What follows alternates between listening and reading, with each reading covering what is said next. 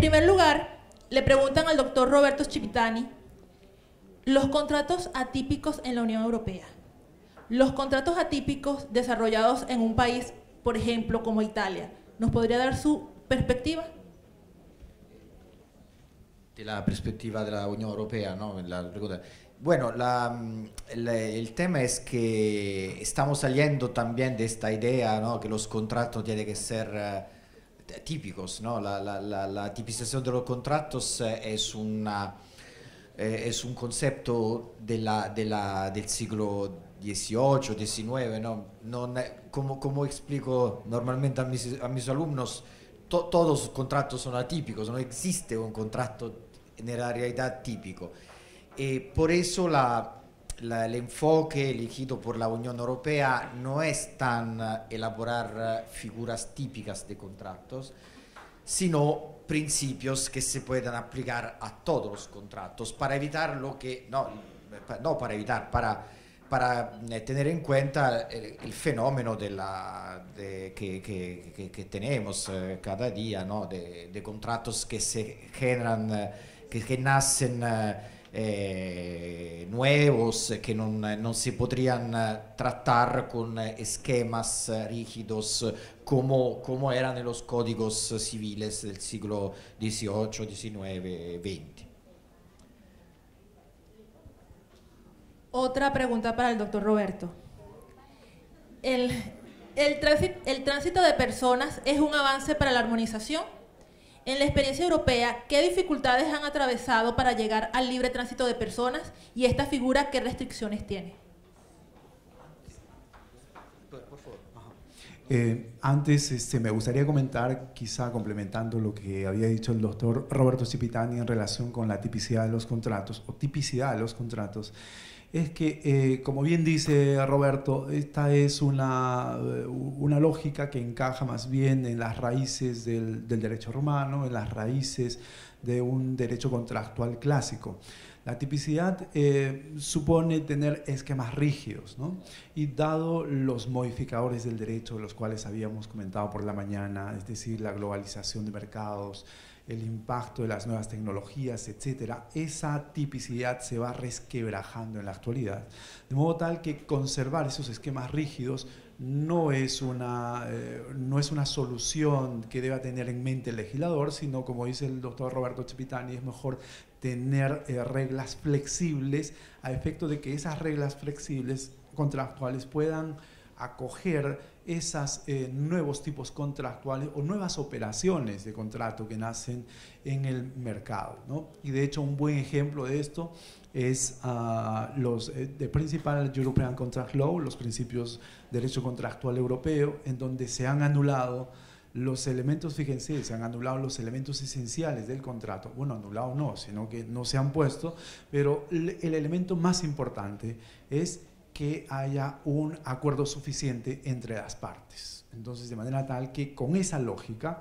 un acuerdo suficiente, eso supondría acoger las distintas operaciones de intercambio dentro del mercado, si se quiere, las distintas operaciones contractuales nuevas. Entonces, de manera tal que hablar de tipicidad o atipicidad propiamente no es supone más bien una discusión teórica, pero en la realidad práctica yo creo que lo que hay que ver es la funcionalidad del derecho contractual.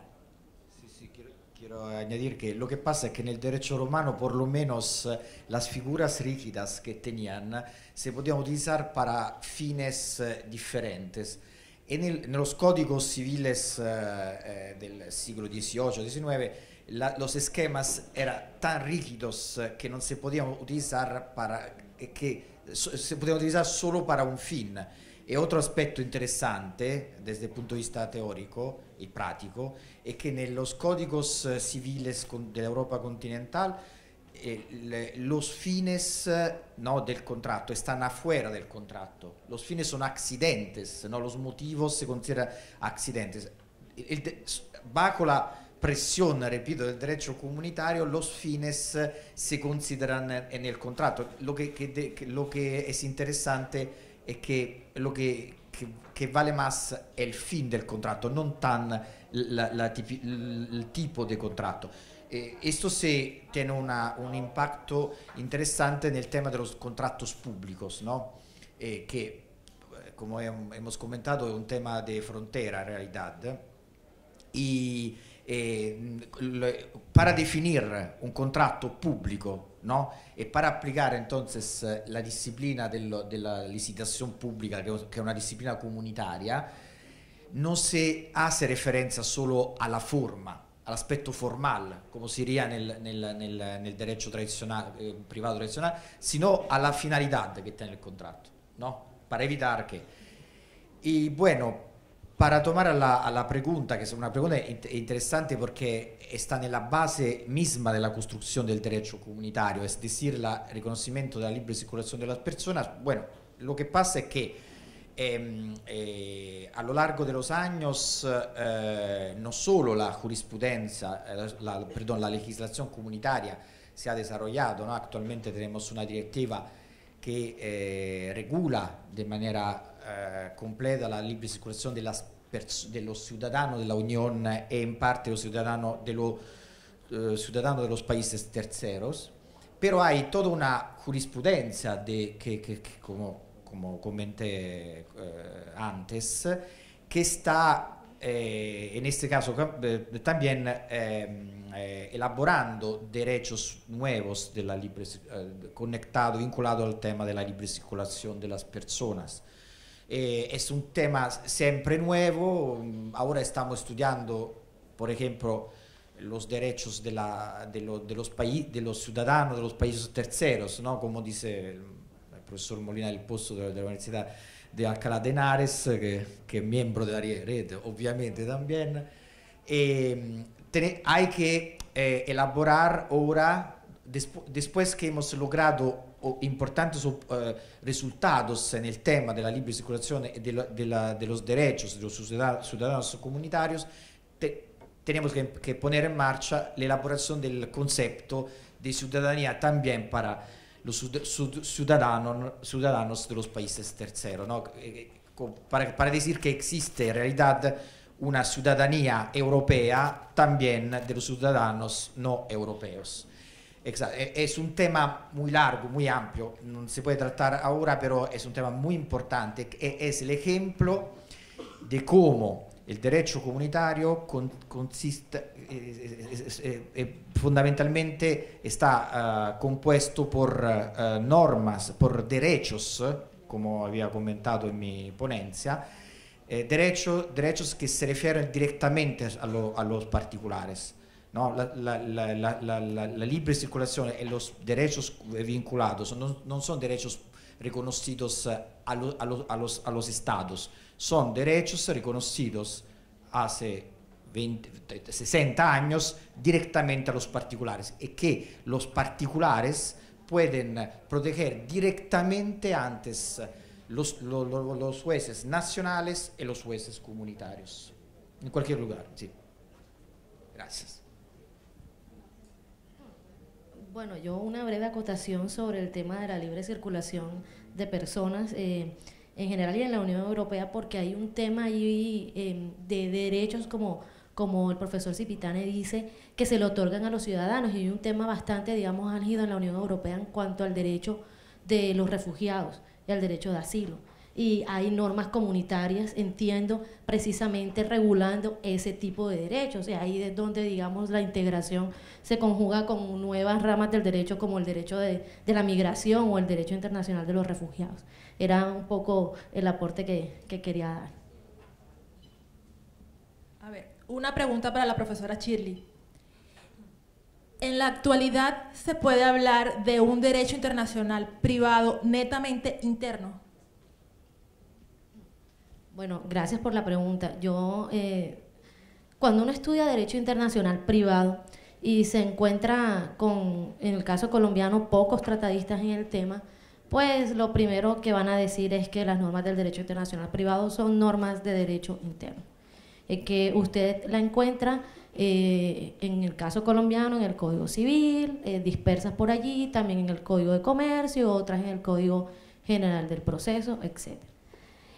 Sin embargo, en la actualidad no creo que el derecho internacional privado sea un derecho netamente interno es un derecho que tiene una dualidad de fuentes de derecho interno y fuentes de derecho internacional, que bueno, es algo un poco de lo que traté de explicar durante mi ponencia, que básicamente pues nos llevan a esa armonización y unificación de normas a través de tratados internacionales, de principios, de leyes modelos, de contratos, contratos modelos, etcétera, de todo eso que llamamos la ley mercatoria. Entonces el derecho internacional privado, pues sin dejar de ser interno, considero que cada día es cada vez más internacional. Una pregunta para la profesora Diana. En cuanto a la incorporación de los convenios de la OIT y la consideración del derecho laboral como un derecho privado, ¿qué acotaciones nos podría hacer?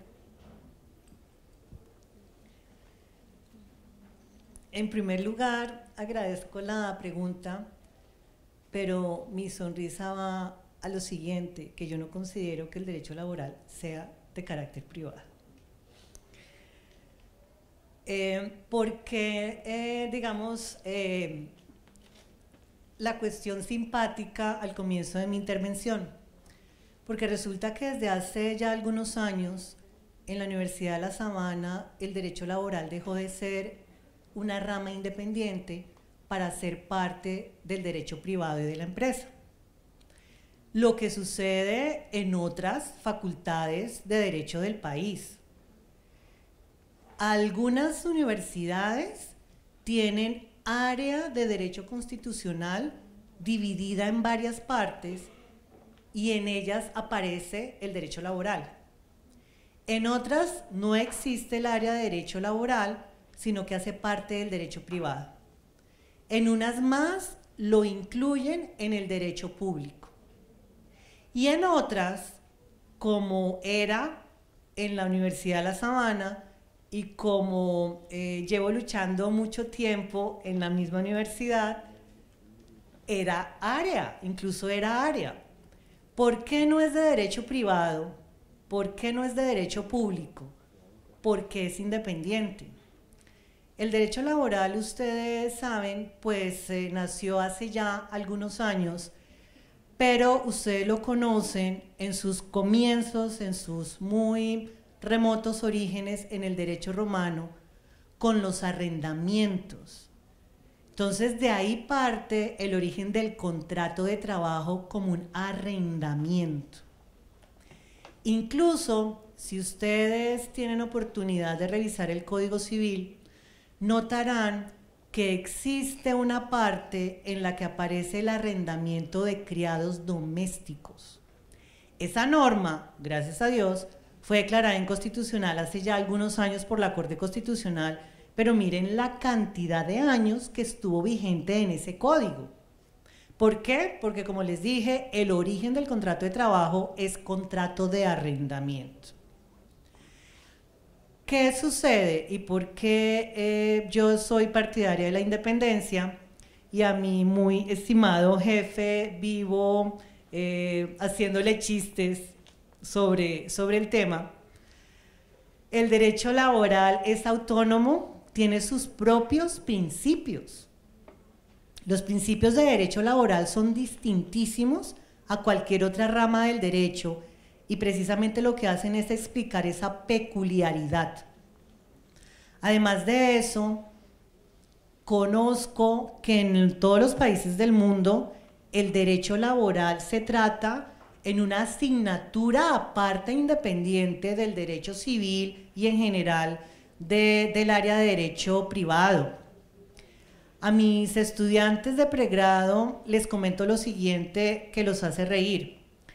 El derecho laboral tiene su propio código, el derecho comercial, el derecho penal tendrán sus códigos, pero el derecho laboral tiene su propia jurisdicción.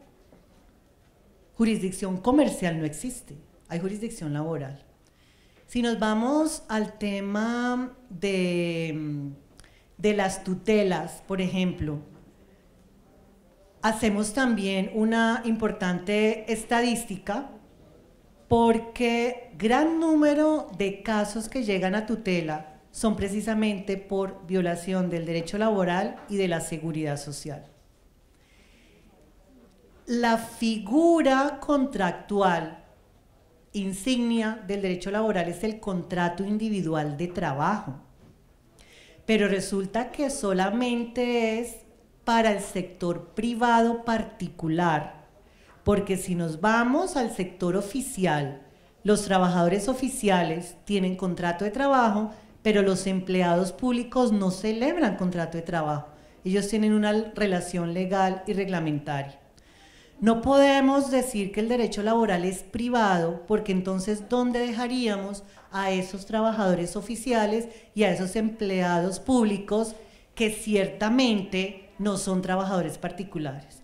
Entonces, por eso yo considero que el derecho laboral es independiente, pero como las otras ramas del derecho siempre se entrelazan. No podemos ya decir que hay público, privado, sino que todas tienen una relación.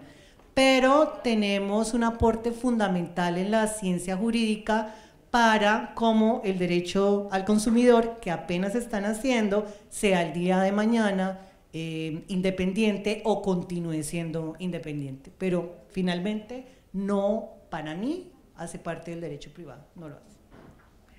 Muchas gracias. Profesora María, preguntan si existe armonía dentro de los estudiosos del derecho en afirmar que el derecho administrativo es parte o forma parte del derecho privado. Margarita, perdón. No, para hablar no necesito ponerme las gafas. Bueno, en realidad comentábamos aquí con el doctor Tito que existe una zona gris donde uno no sabe si se trata de derecho administrativo o de derecho privado. Pero no se puede decir que el derecho administrativo sea derecho privado. En esencia, se tienen en cuenta instituciones del derecho privado. Por ejemplo, en la contratación estatal, todo lo que tiene que ver con contratación privada hace parte o se tiene en cuenta en la contratación pública o estatal, y desde luego aquí se incorporan diferencias importantes, como que siempre uno de los contratantes será el Estado. En temas de responsabilidad del Estado también tenemos en cuenta las instituciones de la responsabilidad civil y nos apoyamos en ellas, pero obviamente hay una diferencia importante entre lo que es responsabilidad del Estado y responsabilidad privada. De hecho, aquí en Colombia, pues siempre buscamos la forma de demandar al Estado, porque decimos que es un demandado seguro que usualmente pierde y que siempre paga. Eso es desafortunado. Hay obviamente un ordenamiento jurídico, como lo decía hace un momento, un subsistema jurídico normativo que corresponde al derecho administrativo.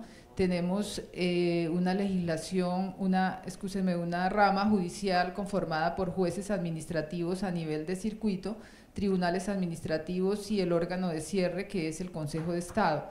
Entonces, pues definitivamente no es derecho privado y forma parte del área de derecho público. Muchas gracias. Gracias. Okay. Más o menos para complementar la respuesta de la doctora Margarita, que me parece muy interesante, además también de la doctora Diana, y estas dos preguntas tienen un punto en común. Nos preguntamos si hay una frontera entre derecho público y derecho privado, ¿no? Aquí pondríamos también sobre la mesa a otras ramas del derecho. Pero yo considero que estas diferencias, como decía bien Margarita, hay una frontera hay una línea bastante débil en saber si uno es derecho público y otro es derecho privado. Yo creo que lo que interesa para la época, para nuestro tiempo, la vocación de nuestro tiempo, no es entrar en disquisiciones teóricas como de este tipo, si eso no es en la teoría, sino más bien entrar a cómo es que opera en la realidad práctica. Y precisamente nuestra jornada, que es de armonización, unificación, nos viene bien a efecto de ensayar una respuesta frente a estas dos preguntas, en el sentido que todas estas cuestiones que nos hablan respecto de las distintas ramas del derecho suponen unas aristas frente a un tronco común. Dicho de otro modo, supone una diversidad frente a una categoría común que vendría a ser la unidad. Entonces, lo que quiero decir es que el derecho administrativo, el derecho laboral, el derecho de consumo en especial, ahora lo diré, tiene tanto de público como de privado, ¿no? Entonces, hablando del derecho de consumo y de todas estas ramas, lo que corresponde es ir a juntarlos o a armonizarlos a efecto de llevarlos a una realidad más práctica. Y hablando del derecho de consumo, lo que quería comentarles para cerrar esto es que el derecho de consumo tiene más bien una naturaleza poliédrica, es decir, tiene tanto derecho penal, o sea, un supuesto de hecho de consumo, la infracción de un supuesto de hecho de consumo puede generar responsabilidad de tipo penal, responsabilidad de tipo administrativo, responsabilidad de tipo contractual e incluso responsabilidad de tipo del derecho de la competencia. De manera tal que esa naturaleza poliédrica es, como había dicho yo en mi discurso, en mi ponencia, hay que ver estas situaciones desde el ámbito funcional de las cosas y no tanto desde el ámbito dogmático, ¿no? Las cosas. Eso es precisamente lo que encaja también con lo que decía el profesor Cipitani.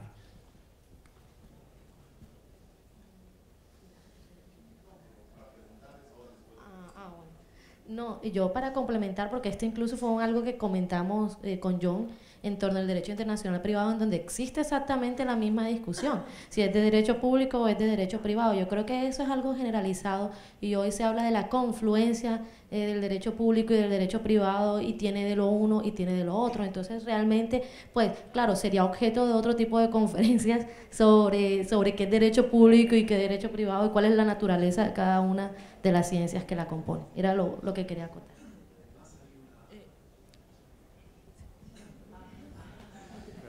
Además hay una cuestión que los estudiantes lo saben y es un fenómeno que se llama la constitucionalización del derecho privado, ¿verdad? Entonces, ¿esto qué significa? Que dentro del marco constitucional hay reglas de derecho privado, es decir, que lo público ha recogido todo lo privado. Constitucionalización del derecho privado. Desde el ángulo de los constitucionalistas o publicistas, ¿no? Diríamos, o dirían ellos, que hemos integrado todo el derecho privado y todo el derecho privado ya no es privado, sino es público.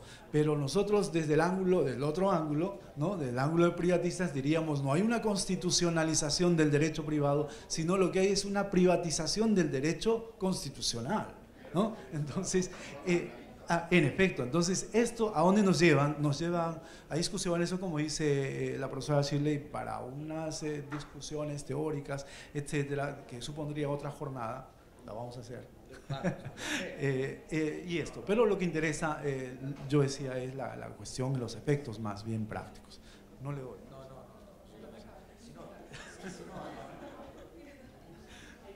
Pero yo quería también añadir a esta discusión, perdón, un tertius genus, porque si por un lado parecería que se trata de una polémica de un lado y de otro, de privatización del derecho público o de constitucionalización del derecho privado, también podrían con razón los internacionalistas decir que en realidad de lo que se trata es de una internacionalización del derecho doméstico y que por esa vía de la internacionalización se ha producido la constitucionalización del derecho privado, que en realidad no es constitucionalización del derecho privado, sino privatización del derecho público.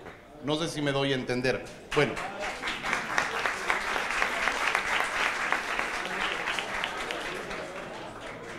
Yo quería tomar la palabra porque vi que no me la iban a dar, dado el cúmulo de preguntas que se han acumulado, y es que tengo un interés especial en, por un lado, reconocer a todos los colegas que han participado en esta mesa, que han tenido una intervención muy destacada, los que he podido escuchar, disculparme con las profesoras Diana y Shirley, que lamentablemente, pues claro, en el contexto de la Cátedra Europa hay tantas actividades que están teniendo lugar, que vino una profesora, la profesora Silvana Insignares, con quien tenía pendiente yo hablar un par de temas y me tuve que distraer un momento, mil disculpas. Y por otro lado, hacerles unas preguntas a los conferencistas, a quienes sí pude escuchar. 3 preguntas para 3 ponentes. La primera, para el profesor Roberto Cipitani, preguntarle, ¿cómo se ha venido desarrollando últimamente este gran esfuerzo del Common Frame of Reference y qué participación ha tenido, si es que ha tenido alguna participación, el Instituto Jurídico de Viena, que fue fundado en 2011 supuestamente para articular los distintos esfuerzos que se habían venido produciendo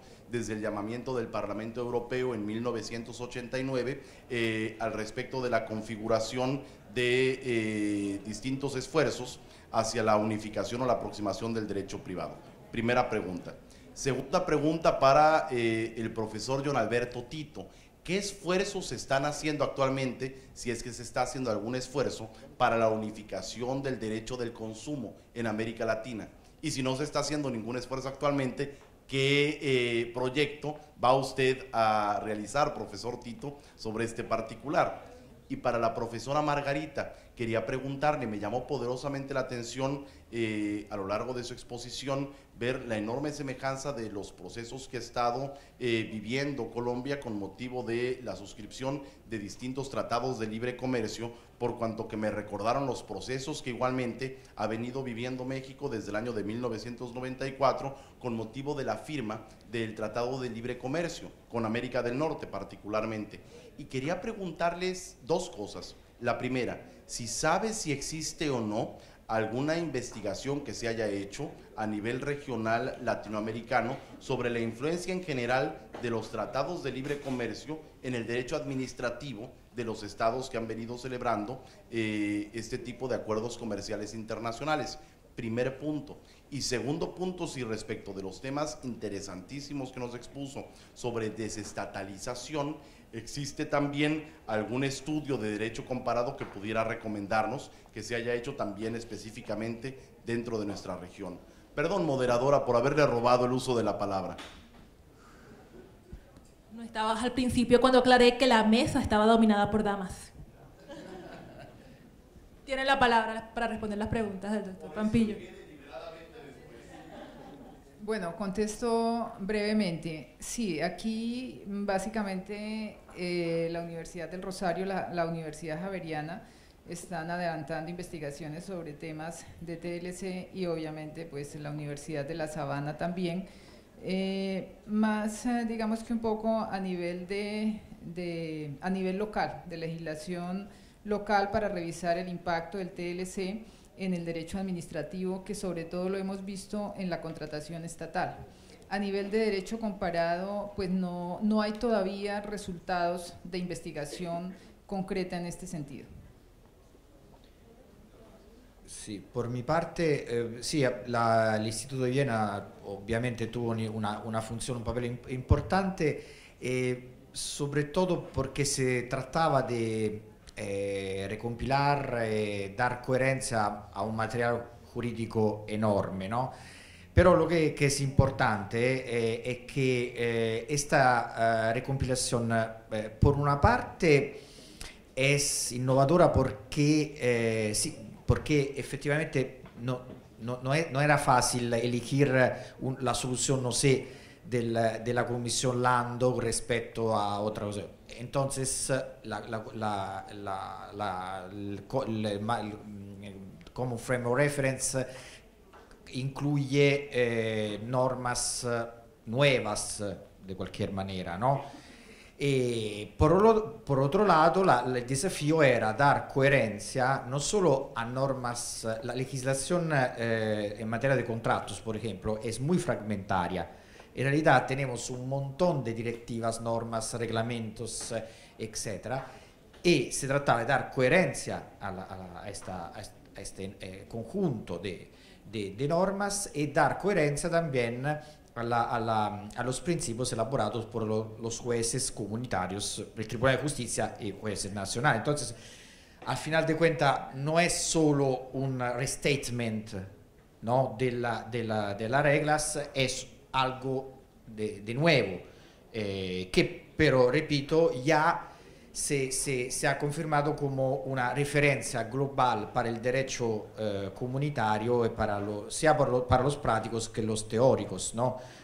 Ahora yo creo que no se puede escribir de contratos en Europa sin hacer referencia a ese texto y a la posición que tuvo.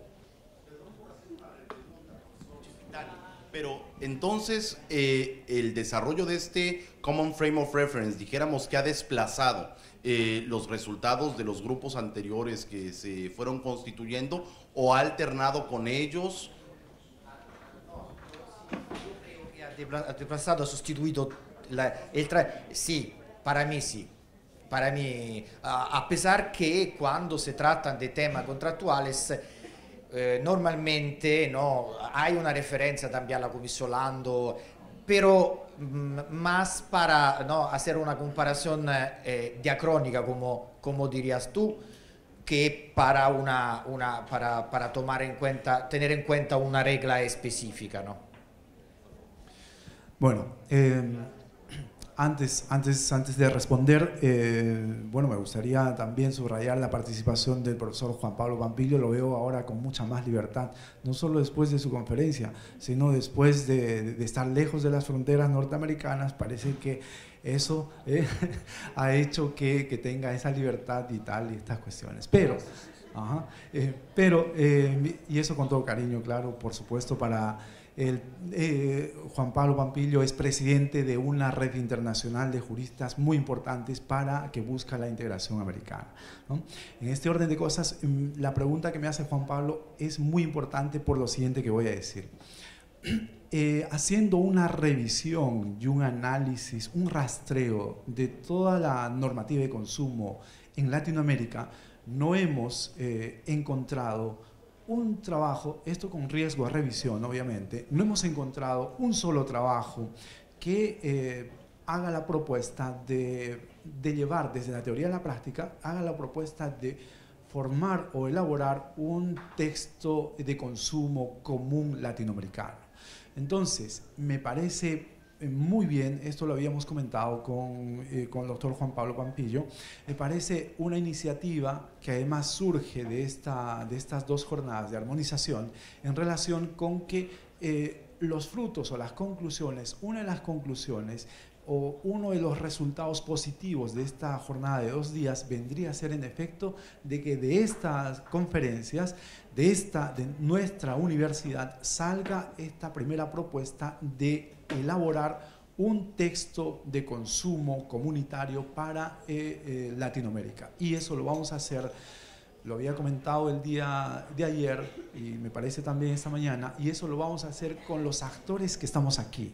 Y los actores que estamos aquí somos, en primer lugar, los estudiantes, y en segundo lugar, los profesores. Porque yo, como había comentado, para la elaboración o para la construcción de conocimiento científico válido, para sacar cosas nuevas al mundo del derecho, estas cosas nuevas no salen simplemente de los profesores, sino que estas cosas nacen en las aulas universitarias. Entonces, esa propuesta la vamos a hacer a la red internacional y la vamos a construir entre todos, de manera tal que abrimos un espacio, luego se tendrán noticias de esto para que todos los que quisieran aportar lo hagan en este sentido de más bien de cooperación y, como había dicho yo, quitando los egoísmos nacionalistas.